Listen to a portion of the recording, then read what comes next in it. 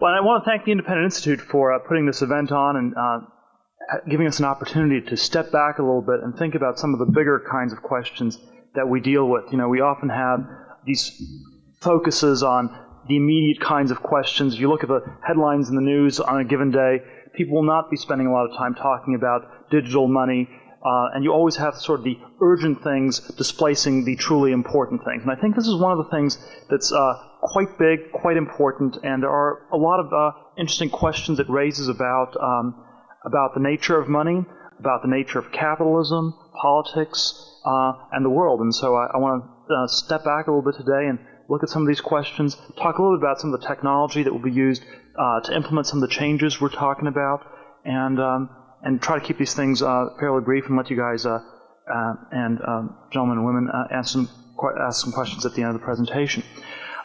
Money is one of those things that's very, I guess, it's something you see every day, but the more you reflect about it, the more mysterious it becomes. Your typical dollar bill, as Richard pointed out, has no intrinsic value, and yet it is something that people value extremely highly. And so there's sort of this weird kind of subterfuge that goes on when people think about money. It's something that's used, it has value, it's valued by everybody, you can use it to buy things in an economy, and yet it's something that has no intrinsic value. And the kinds of contexts where one can really see this sort of stuff break down are cases where money is sort of in a twilight zone, where it's breaking down. And there have been, of course, countless episodes in the 20th century in the emerging world where governments have gone out of control and have just started printing money like crazy, and the institution has started to collapse, and the link between money and value has really eroded. I'll give you the classic examples are ones like Argentina in the late 1980s, where you had hyperinflation. They had to raise prices in stores 3 times a day. The government was printing that much money. And so the upshot was that when people got their paychecks, they had to physically run to their bank accounts and physically run through a grocery store to make their purchases and try to pass the money on to someone else. It was like this game of musical chairs, and the chairs were taken away pretty fast, so you had to keep running really, really fast. The government of Idi Amin in the 1970s ran out of money, and so they asked the Treasury Secretary. The Treasury Secretary came to the dictator in Uganda and said, "We have no money left. You've spent it all." And said, "Well, just print more." And again, these are sort of extreme examples, and yet they're not totally inappropriate in any other context. I think perhaps the worst hyperinflation in the 20th century took place not in the Weimar Republic in Germany, not in Hungary, in the between wars era in any Latin American country. It took place in Yugoslavia, or Serbia in particular, in the 1990s, where in the course of the last 10 years, they've inflated the currency by 23 orders of magnitude, which means that one dinar in 1989 can buy about as much as 10 to the 23rd dinars would today. Now, periodically, they just lopped off a few zeros, and then they would reinflate, and they lop off a few more zeros. And so, Richard talked about the government basically stealing everything in Russia 3 times in the last 12 years. Well, if you think that every time one order of magnitude, it's like 90% theft. It's in pretty much they've stolen everything in the country 23 full times. And the remarkable thing is that they've gotten away with it. They've been able to sort of blame everybody else except for the government. For 10 years, they've been quite effective in generating a series of scapegoats to divert people's attentions. I think sort of another example is Mobutu Zaire. In the late 1990s, they periodically flew in these jumbo jets from France where they had the printing presses. They didn't have nothing worked in Zaire anymore, not even the printing presses. So they had to fly in the jumbo jets with the physical currency. And by the time the government was coming to an end, they'd gone up to 1 million Zaire note. I don't remember exactly what the currency was called. And basically, people in Kinshasa and the capital were no longer accepting it as legal tender, because they were accepting 100,000 notes, but million, this just seemed like too much. And so they actually had to rent some more jets and fly to some local provincial capitals where people were a little bit more behind the times and were still willing to accept these million denomination notes. Now, these are sort of the extreme examples. When we talk about, but when we talk even about countries like the U.S., Western Europe, and so on, there has been a significant erosion of monetary value. And the single currency in the world that has been the most robust currency in the last half century is the Deutschmark in Germany.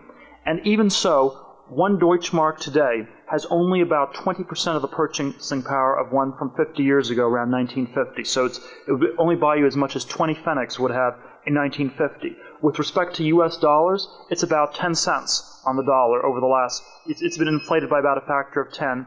And with respect to British pound sterling, you're down to about a factor of 20, and so on down the line. So it's the sort of stuff that happens on geological time. It's something people don't generally notice, and yet the musical chairs are slowly pulled away. And the fundamental problem, when we think about it, comes back to this initial paradox I started with, which is that money has intrinsically not very much value. And the nexus, the place where you have value in a capitalist society is in intellectual labor, in real property, in the relationships that exist between people as they work together in corporations as individuals, in the kinds of trading relationships you have. And to the extent money is closely linked to that, it has real value. To the extent the link gets broken more and more, it has less and less value. And one of the questions is, and the sort of the fundamental philosophical question is, who gets to control that link between the medium of exchange and the goods that are exchanged? And to the extent it's controlled by governments, you can have governments where it erodes in small ways, like in Germany or the United States, or in very big ways, like in Zaire or Serbia in the 1990s. And to the extent it's controlled by individuals, it's likely that you can have a currency which is linked to real value, and therefore does not erode at all. And what I want to sketch out is sort of the optimistic, futuristic scenario in terms of how we might be able to move from the world today of massive government and massive fiat money into a world in the early to mid-21st century where this will no longer be the case at all, and where it will be very, very different. I think one of the basic paradigm for thinking about this is as a reverse Gresham's law. Gresham's law is the law in economics which says that good money gets displaced by bad money over time. It comes from the Middle Ages when the sovereign was able to coin gold coins, and then every now and then he collected some in taxes and melted them down and coined coins with less gold content in them and had more coins to spend. And then people in the rest of the economy would gradually take the ones with the high gold content out, and so gradually the currency got worse and worse and worse. A reverse Gresham's law would work something like the following. It will be something where you have a choice between different currencies, and the choice is not left to the sovereign, but to the individual. And in a sense, the individual becomes sovereign and is able to make choices regarding which currency they want to take. And when the individual makes these choices, they will choose better currencies rather than weaker currencies. And there's sort of a two-step process that I think this will go through. The first step is one in which we will go from really bad currencies, like, let's say, the currency, the Serbian dinar or the Russian ruble, to currencies where the link is not quite as troubled, like, let's say, the US dollar. And then the second step is where we will get rid of currency in the fiat conventional sense altogether, and it will be replaced by some kind of asset classes on real assets. And I want to sort of suggest to you that this process is already quite a bit further along than people think on both scores. The first one, going from rubles to dollars, or from Zambian kwachas to dollars, or Brazilian real to dollars. The fact of the matter is that in many ways, given the global telecommunications network, given the interconnected world we live in, it is increasingly possible for people to substitute their currency for others. Richard mentioned the statistic that 70% of the U.S. physical currency is now held outside of the country. One of the remarkable numbers is in the case of Russia. It's estimated something like $40 billion in physical cash is held in Russia. Only about $180 billion is held in the United States. The Russian economy is about 1/10 the size of the U.S. economy, so that in effect a greater percentage of the Russian GDP today is held in physical U.S. dollars than of the U.S. GDP. And the same thing is true in a lot of these other emerging market countries. In China, the number is something like 30 billion U.S. dollars. India, it's 20 billion. Argentina, Mexico, 10 to 15. And what's basically happened in these countries is you have periodic currency crises in which the currencies collapse, and you have banking systems that are controlled by very corrupt political elites, and every few years the banks collapse. And in Russia, they actually managed to do both at the same time last summer, where not only did the currency become worthless, but for good measure, there was none left. So you went to a bank and there was no currency left either.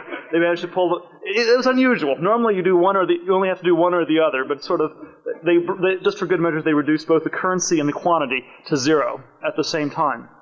And so you have people holding physical dollars. And this dollarization trend is a very, very powerful trend. It's, in Russia, in a lot of these countries, it's now basically legal for people to have dollars, and in other countries it's still very illegal, but it's basically just being done by everybody. There are, of course, massive problems with holding dollars. The big ones are, again, some of the ones Richard identified in terms of theft. It's dirty, it's not very fungible, and so on down the line. And one of the questions is, how do you move from these physical dollars to electronic dollars? I think the basic technology is going to take place on the Internet. I think the specific platform in the emerging world is going to be on a cell phone platform. If you look at the numbers, there are about 360 million, about 150 million online desktop-based accounts today. That number is projected to grow to about 350 million in the next 5 years. However, with respect to cell phones, Internet-enabled cell phones, they're just getting rolled out right now. They already have some significant penetration in Japan, in Finland, in Sweden. They're getting rolled out in Western Europe, the U.S. next year. The numbers are projected to grow from about 10 million Internet-enabled cell phones today to about 1 billion in 5 years. In 5 years from now, everybody who is a member of the middle class in the emerging world and in the developed world will have an Internet-enabled cell phone. And this sort of a in China, the number is projected to go to something like 300 million cell phones, most of which will be Internet-enabled. These people will have access to their bank accounts, and it will be very easy for them to move money into an account in a safe jurisdiction where the banks are not politically controlled, and they will basically be able to completely dollarize the economy. There will be no need to have any rubles or renminbi, and it will be non-traceable. No matter how illegal the Chinese Communist government says it is to hold U.S. dollars, you will have a password on your cell phone, and the only way to stop this process would be literally to shut down the telecommunications network. And that's the kind of choice governments like China, India, some of these other countries are going to face. They will either have to shut down the telecommunications network and make it illegal for you to own a cell phone, or they will have to basically give up the kind of monetary sovereignty they've had and the enormous power that they've been able to wield as a result of this kind of sovereignty over the last many, many years. And I think this process is already full-fledged. The dollarization worldwide is going to be accelerated enormously by the technology. Now, the second theme is a little bit more speculative, and that is that getting rid of money altogether, going from digital dollars, from any kind of government-backed currency to purely private currencies. And what a private currency, or what private money, I think, fundamentally means is that there is no medium of exchange. You exchange value for value rather than exchanging value for something the government says has value for value. And whenever you have this intermediate step of the government saying something has value, that's where you have the subterfuge, the sort of legerdemain come in, the game of musical chairs where every now and then a chair gets pulled out and it turns out that you're the one holding a dollar bill that's all of a sudden become worth a little bit less. And the kind of exchange of value for value, the classic model would have been some sort of a barter model. That obviously has enormous transaction costs associated with it. These transaction costs go down in a digital age.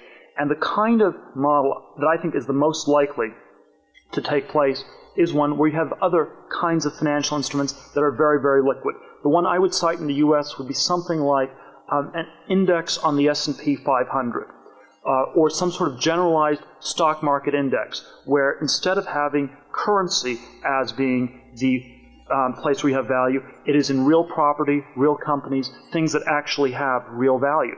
And so that you might conduct business by trading not dollars, but trading little slivers of the S&P 500, or of particularly large stocks like Microsoft or something like that. My guess is that it might be the whole stock market as a whole, and that as you trade these things, that's where you have the kind that becomes in effect a de facto currency.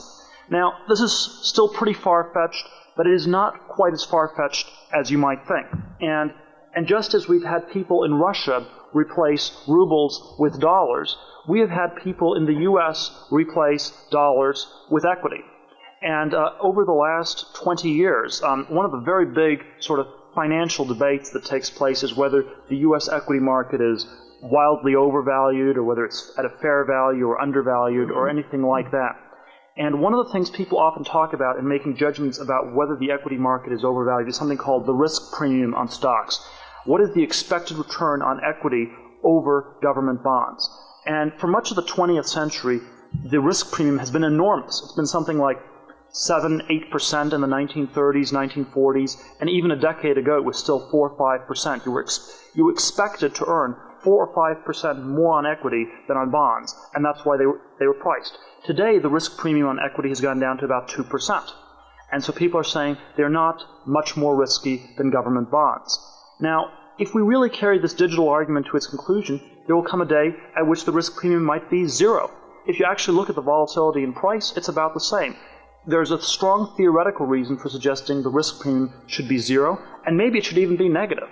Maybe at the end of the day, companies like Microsoft and McDonald's and Intel and the whole conglomeration of companies has more intrinsic value than any given government, even the U.S. government. So if you believe that that sort of trend is going to take place, we are already starting to see this kind of displacement. And again, it's always a question of whether you want to impute this particular explanation to it. But I think it is one interpretation of what's been happening with the equity markets is that they're basically starting to function as currency. And of course, this is the way people talk about stocks all the time, is that it's driven by liquidity, it's driven by people putting money into stocks, all of these things, because that's where people perceive the true value to really reside.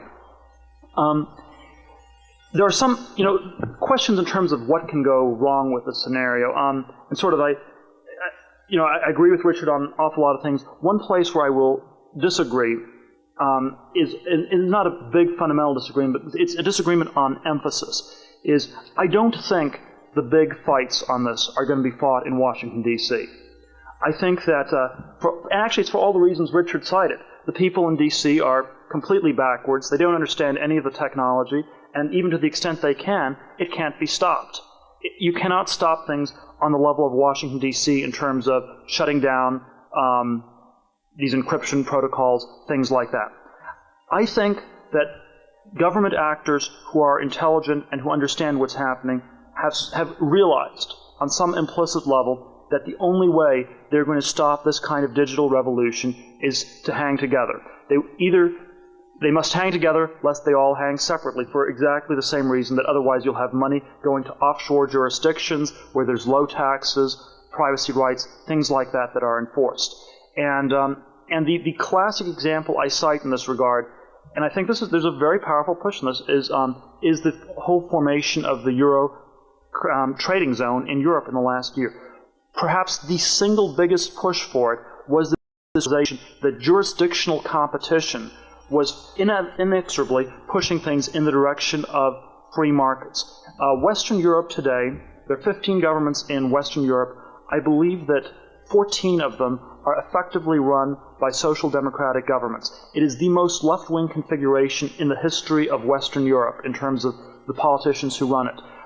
They're not interested in a common currency because it helps business or it facilitates trade, even though those are the kinds of reasons that initially were used to push it and that were part of what drove it. They're interested in it because they see it as the first step towards political union, and they see political union as a precondition for preserving the welfare state and the massive governmental apparatus as it today exists in Western Europe. The euphemism that a lot of the politicians like to use in Western Europe is something called tax normalization. And what that means is that there should be no unfair tax competition which arises whenever one jurisdiction chooses to use lower taxes than another jurisdiction. And in a context of Western Europe where the jurisdictions are relatively small and it's possible for people to move to lower jurisdictions, such as the UK or Ireland, which are relatively lower than France and Germany and Italy, you want to harmonize these taxes and basically prevent this. And of course, Western Europe itself is not a logical stopping point. Sort of the one thing that's gone wrong with their plan is that the globalization has gone even faster than their political consolidation. So they've been able to consolidate these jurisdictions in Europe into a single large jurisdiction, but at the same time, there are all these offshore jurisdictions that have popped up and so on. And so you have people like Lafontaine, the former finance minister in Germany, who is, and the current finance minister in France and a lot of these countries, urging that transactions offshore jurisdictions be shut down, that basically it be made illegal to have offshore tax havens. And again, if you just sort of think about how in the world can this happen, or what does this mean? Well, what it means is that politically you have to create a de facto global government. You have to basically turn the whole planet into a prison to prevent anyone from escaping, because so long as there's a single place left to go, you will be able to do this. Now, there are questions as to whether anything like this is feasible or doable, and there are some difficult questions whether it's possible. My sense is that I'm optimistic in the sense that I don't think it's going to happen, but I think it is going to be a real fight. And it's not going to happen under the auspices of the United Nations or anything like that. It probably will happen through various multinational bureaucratic agencies. It will happen through collaboration between U.S., Western Europe, Japan, various governments, to basically make it illegal to put money into offshore jurisdictions. They will figure out ways to put very large pressure on these small countries. And there is a question of how islands in the Caribbean will be able to hold up if you have the U.S. government or Western Europe basically send a fleet of ships down, try to shut them down. Now, there are questions about whether this is going to happen or not, but that is clearly what they are thinking. That is what intelligent socialists realize they need to do today to preserve the government as it is currently constituted. The stupid example of this, and the sort of the counterexample, would be something like the government of Malaysia, which 1 year ago decided they want to basically prevent currency trading, and the government of Malaysia said, from now on, the Malaysian ringgit has value only inside of Malaysia. Outside of Malaysia, it's worth 0. Inside of Malaysia, it's worth 3.8 ringgit to the US dollar. Outside, you have to have an infinite number of ringgit to buy a dollar. You can buy ringgits with dollars, but you can't buy dollars with ringgits. And those were the basic rules they set up. And under those rules, they were able to basically create this artificial preserve within Malaysia. Now, that's not going to work 5-10 years from now. With the global telecommunications revolution, the internet access that we're talking about based on cell phones, that kind of a solution will no longer work. I think it is an open question whether the kind of push that's being made by people in Brussels for tax normalization across the world, whether or not that might work. So I have 1 minute to go here, and I think I actually may just leave it at that. I think that it is a very exciting future. I think that we are basically going to. There are incredible technological forces pushing us in the direction of digital currency, of a world of limited government, limited tax authority and ability. I think there are some very powerful countervailing forces, and we really should not underestimate it. And I think the sort of tension that has existed between technology and politics is in some ways likely to perhaps become even more exacerbated in the early 21st century. Thank you very much.